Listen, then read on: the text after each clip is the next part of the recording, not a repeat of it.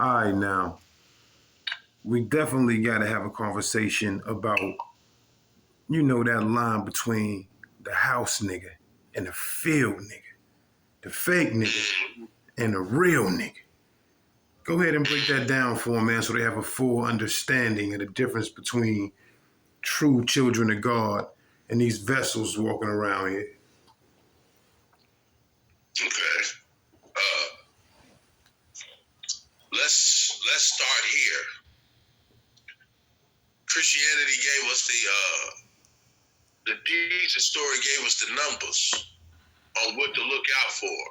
He said out of 12 people, one person's gonna doubt you, another one's gonna deny you, and another one's gonna betray you. So that's 25%. You already know it's gonna be not on the same page, not with your cause. Okay, so when we say these Sam Bowles, a lot of people want to mistakenly call it Uncle Tom and Tomasitas. That's because they ain't go read the book. You ain't listen to Dick Gregory. One of the two, you missed both somehow. In this age, it's remarkably stupid. Ridiculous. Anyway, absolutely ridiculous.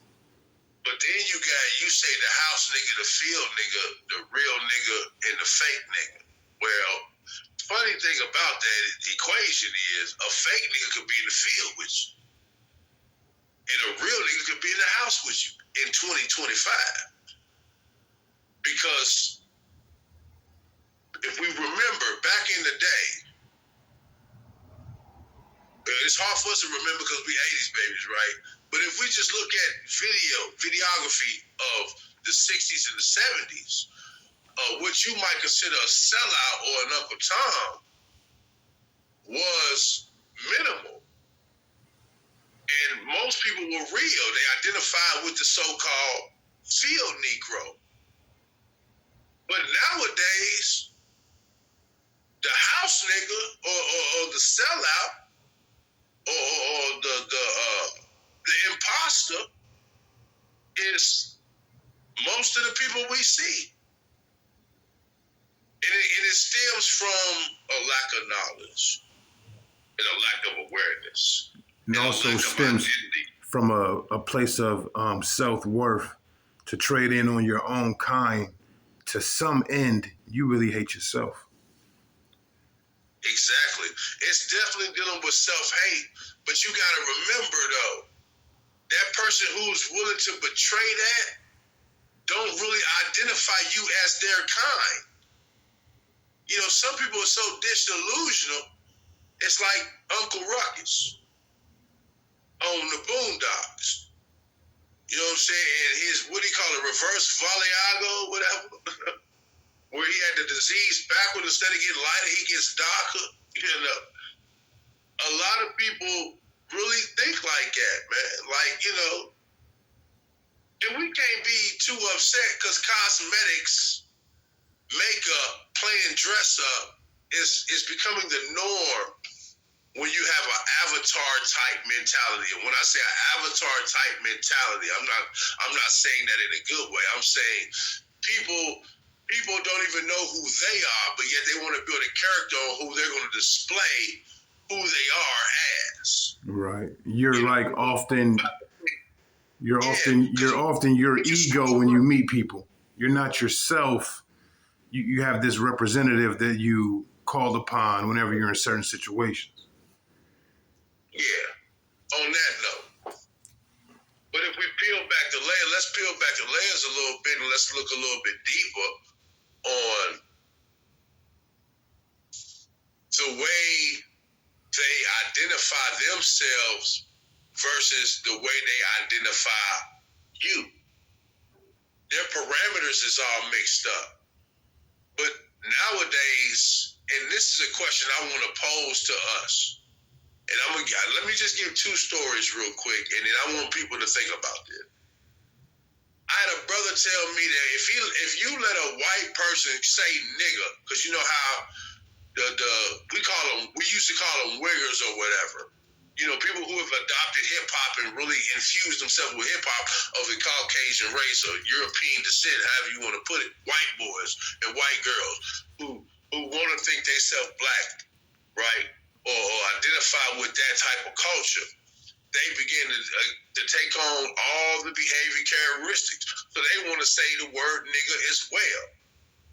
And I had a brother tell me, if you let that occur, you weak. But see, then I hit a confusing moment because I'm sitting there, right? Right. And he was an OG, so I felt that to a degree. Yeah, you let them get away. Don't let nobody get away. No slides, right? But the white boy is talking to another white boy.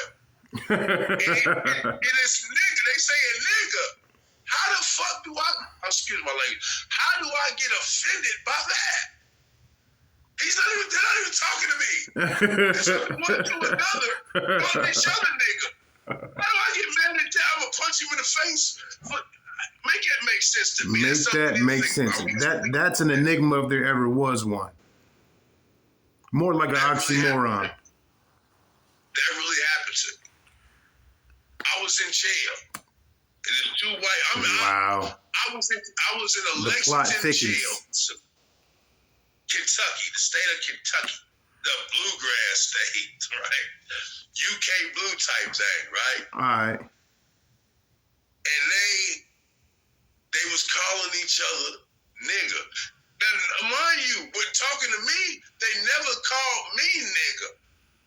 I want you to think about that too.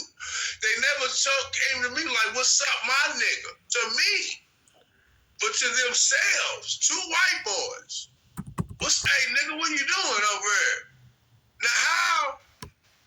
So I'm supposed to beat him up? I'm supposed to get in a fight, right? Over what he's calling his other person. It has nothing to do with me. It's not even my business. It's not even my conversation. That's something we need to think about, man. I think honestly, like, just as people of the world, and I believe I've said this before, there are certain words that tear other people down. Now, that being said, if two guys are referring to each other as F-bombs or whatever derogatory thing you could think of, this does not offend me. Now, there is something to be said about that layer of white people always want to take everything from blacks. Every little thing, all the way down to the word nigga, which at one point the word nigga meant, I hate you, slave. That's what it meant out of white lips. I hate you, slave. And a piece of that still remains, truth be told. That being said, the hip hop, community has kind of taken the word, and it's one of them things like a rapper was just on TV, some fat rapper, I don't know his name, he real fat though, real obese, and he was letting his white fans say nigger with the hard ER on it. So this is the kind of story that kind of got my interest, because I was like, when did it become cool to tell white people to say nigger? It don't even matter it don't matter what it is. You know what I'm saying? It don't matter what it is. But things have changed. It's a new time. It ain't no sense in getting upset at all this other little stuff when there's real things you need to be addressing in your life. It's ways you could be helping people on a great scale, and you more concerned with, what these other two white boys talking about that ain't even got nothing to do with you. They might as well have been speaking another language anyways. But they were speaking my language, but not everybody. You fried. You feel me? But man, we said so much right there. You got off the point. The point was, field niggas, house niggas, Sambos, coons. The point of it is. We didn't get off the point if you really think about it, because the house nigga and the field nigga is no longer determined by color. Well, define it so they know. Back in the day, a house nigga would be considered somebody who would kiss the we sick mentality. Him is a slave adopting the problems and responsibilities of the slave master because he's so loyal to the slave master when really he should be destroying the slave master. But he got it soft. He got it easy. He gets to eat the leftovers, the scraps. You know what I'm saying? What was, he if he was in he got air conditioning when it came, For real, the fundamentals of a house nigga versus a slave nigga, a field nigga, is one identifies with rebellion and revolution, and the other one wants to keep the current situation intact. And that's really where you have to draw the line. Do I want to continue down the path of the reality that exists and allow this to govern and dictate me?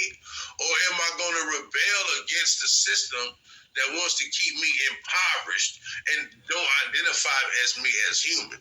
Because when the European used to say nigger, it wasn't just I hate you slave. It was you're not human. You're collateral. That's what made that type of slavery. It's a C word. I can't think of it right now. That's what made chattel slavery that much worse than slavery, say back in, Romans time even. Most slaves back in the day, they was just conquering people. So it was like a free, it's always been a free labor type force, but it was still human. When they got over here, and then it became a business, then it was, you're now a chair, a cow. You're something to be bought and sold on the market. You're not human. And that puts a whole nother level of. Okay, well, I want you to speak to the psychological warfare between the dynamic of someone who knows he should be killing his master, but he loves his master almost unconditionally because he is a house nigga, and the relationship that would exist between that type of an individual now in today's time with a quote unquote field nigga, somebody who understands that the system is trying to eat me alive and I'm doing the best I can to survive in it while still being able to segregate from it. And of course, simultaneously taking care of my people along the way. Can you speak to that dynamic? Can you speak to that dynamic between the field nigga and the house nigga in today's time? I thought I was. Let me break it down even further. The psychological dynamic is this: one is cowardly and wants to go along to get along. The other one refuses to accept that type of reality because it sees it does not line up with truth and justice. And so it's going to rebel in any form it can in a hope to bring truth and justice back to order. That's the dynamics of the two. At this point, I want people to understand that when we say house niggas and field niggas, we ain't talking about light skin and dark skin. House niggas come in all shades, field niggas come in all shades.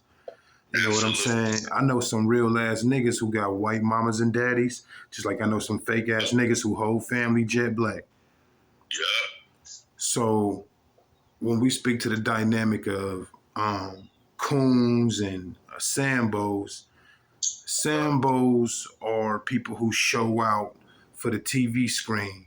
The worst thing about a Sambo is they have no accountability for the imagery that they put out. Things that will last for centuries in some aspects that just make us look bad all the time, regularly, early and often. And they'll always be there unless we do something about it. And then you have the normal coon who is literally bottom feeding. He's eating off the table, the crumbs off the table of those who would oppress all of us. God bless you. But once you can understand the difference between somebody whose obligation to their family is just like yours, but they're not on your team. You see what I'm saying? They look like you, they talk like you, they walk like you. Yeah. Everybody got responsibilities, but they play for the other side. Yeah. And that's the awareness that I wanna bring to the YNs and everybody else. You know what I mean? I feel like it can't just be conversation; it got to be solution. And the first way you can spot it, in my own personal opinion, is everything ain't a money grab. And I know that's a hard one for everybody to digest, especially people who eat oodles and noodles, who want to be eating lobster and stuff like that. And I totally get that. I'm going to tell you right now, money is not just the root of all evil, because money can be used to do really good. It comes down to the person who has the money, and you will change when you get money. You act one way. Think about it like this. People act a certain way pretty much all year, but don't everybody get a little rat when that income tax hit? Everybody get a little extra bougie, you know what I'm saying? So you can amplify that times whatever number you want to put on it. But just because the money's there, you don't always take it. And I think that's one of the first rules of cooning, not crossing that line. All money ain't good money. Yeah. We tend to leave out words a lot, because if we understood the text where it say the lust of money, it's the lust of it that makes people, that breeds out greed, jealousy, and robbery. Because money can do some good things, great things with the money. There's another scripture that says money answereth all things. I think it's Ecclesiastics. So people have a misperspective on wealth and resources. My major complaint is that everybody in control of the resources right now, the Britain, the Protestant male, Caucasian, the Asian, who like the Chinese and Japanese, who are trying to follow suit, and that whole Europe area, along with the Indo-European, who you identify as Arabs or Middle Eastern, wherever that's at. I don't even know where that's at. That's at. The whole Mediterranean area, who don't identify as African and who wants to just feast off of Africa. These people are guilty of mismanaging the earth's resources. And you can either submit to their policies and functions to keep them in power, or you can begin to do something about it. Now, it's things that are not in our control. The first thing that must be uprooted is your illusions of identification, what we just talked about.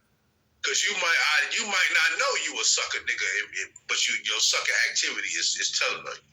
You might not know you a Sambo nigga, but your Sambo activity is telling on you, because you haven't properly identified the right and the wrong. Let's just get it clear. Some of these cats, even street policy is being, debated today on when to snitch and what not to snitch. What is a snitch? Who is a snitch? The whole game has changed to the point where nowadays you can go out, do a crime with a nigga, be a criminal with a nigga, not an innocent bystander, not you got caught up in it, not you was catching a ride that day, or none of that type of shit. You can go out with a preconceived notion of a crime with another person, and then when y'all get caught, tell on them. And in this new culture, you're not a snitch. You're not a snitch.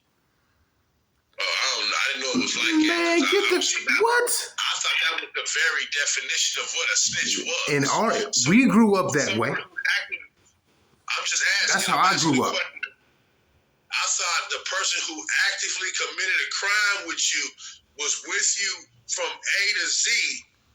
When they stood up and told, even if it was out of fear, whatever the pressures was that made them want to speak, that is a snitch. I thought that's what it was. I thought that was like the clear definition of what a snitch was. Case in point, Tekashi 6ix9ine. You know who that is? I do, but what I'm saying, is, I thought they labeled him a snitch. How they label him a snitch and he's successful in his culture? See, in our time, he could have never still been a rapper when he was done. They embrace him. Oh, okay, my bad. See, I was misunderstanding what He's level still we was successful talking to this day, bro. Listen, bruh. Bruh. He still rap about being a gangster to this day. Listen. What what kind of what?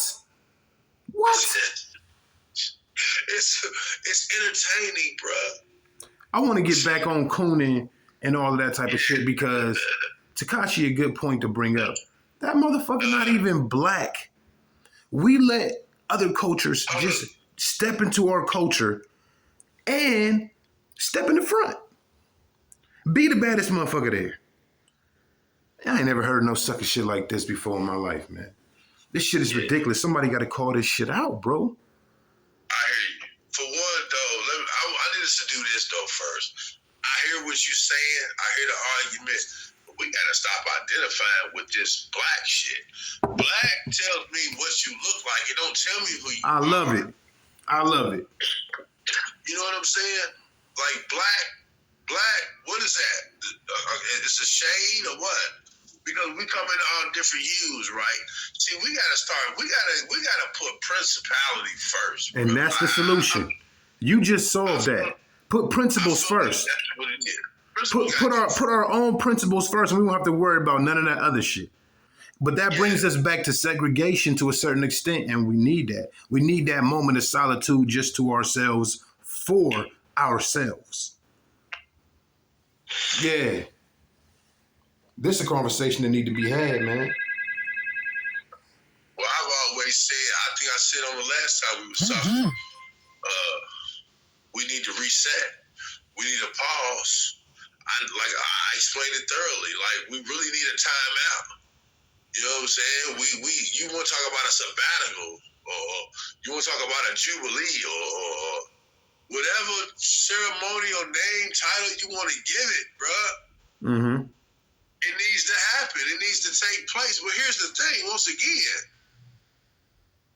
we have a hard time establishing the principle that we're going to stand on. Yep. The issue has become to where we'll get all the way up to the door and people will start debating on whether we should start with the right foot or the left foot to walk. Well, that's why you gotta plan. That's why you gotta plan ahead, and it's bigger than that. You right too, and that was like, you're right and wrong. In our day, like I would say, the '90s, that was the problem. Like in the '90s, that was the problem. Now this ain't the problem. You know what the problem is now? We've capitulated to their way. We've conformed to how they want to do it.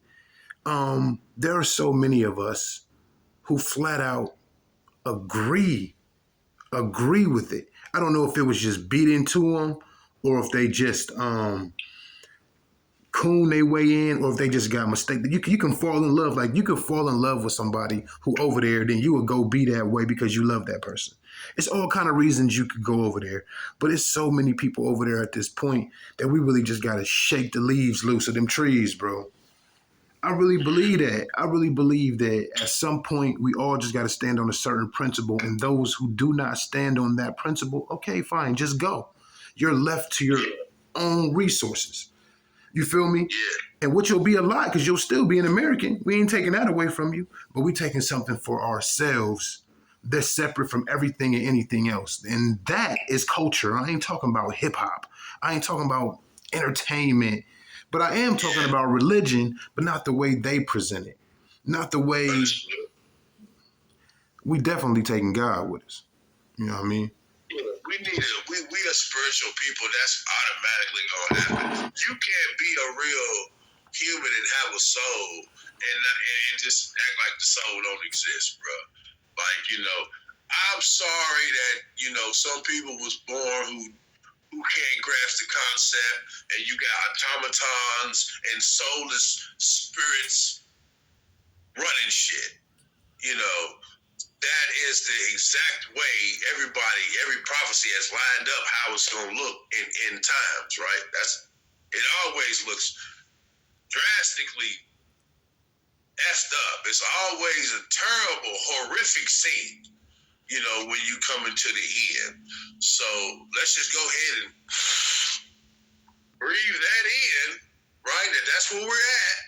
And then let's begin to identify what principles work for the general and what don't, and then begin to develop a structure, what they call infrastructure or whatever, a system, a society that helps you to be inducted or initiated, right, to graduate, to stand on these principles firmly and thoroughly, without it just being somebody's grandized scheme to take over some resources or take on some agenda that has nothing to do with the overall people being at peace and being happy. And that's what I was going to interrupt and say to you earlier. I'm going to say this and I'm going to be quiet. When you said, we leave them people to their own devices, right? That is the very issue that happened.